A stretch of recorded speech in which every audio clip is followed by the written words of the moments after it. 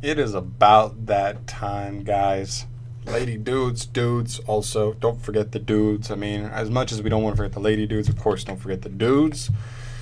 Welcome back to Just Nuts, guys. Today, I've got another little news video for you. The awaited time is here. The most hyped of the three archetypes coming out of Mystic Fighters, I think, as a whole, is here. Only 2 cards so far, though, not all 13.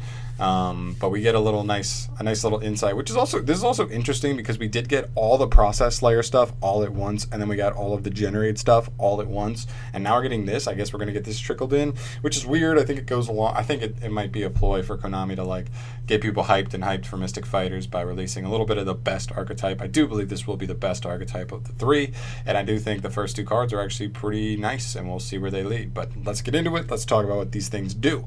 So we've got Dragon Maid Laundry. And this is supposed to be laundry, but a slightly different. A level 2 water dragon effect monster with 500 attack, 1600 defense, so pretty weak. So that's something to note. Not a huge stat for the main deck monsters, which has been more and more popular as extra decks have become more and more, useful. Each of her effects are hard once a turn, but they can be activated in the same turn.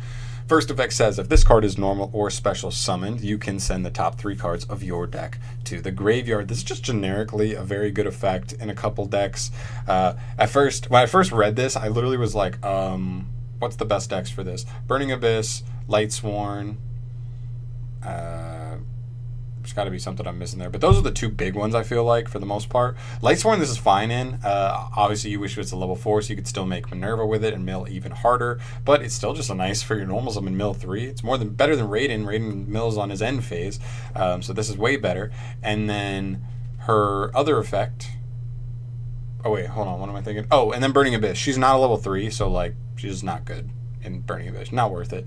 But yeah, so that it's still just a very good effect for yourself. I'm assuming there's going to be a good amount of graveyard synergy. Even her second effect has graveyard synergy.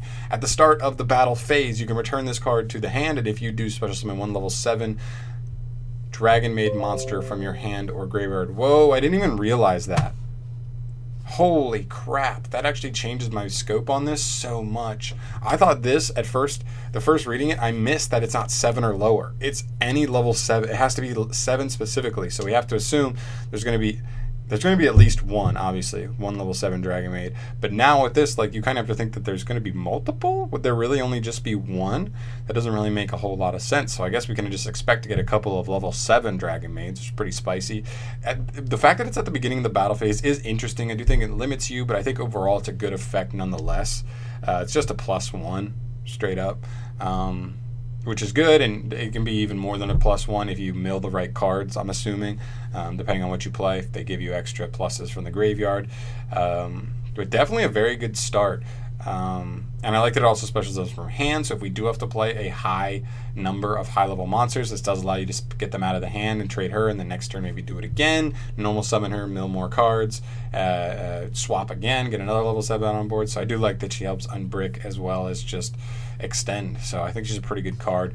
Can't wait to see where we go from there. And then we got the 1 spell card that we had revealed before, Hospitality of the Dragon Maids. This is a normal spell card that you can only activate once per turn, and with good reason. It's pretty good.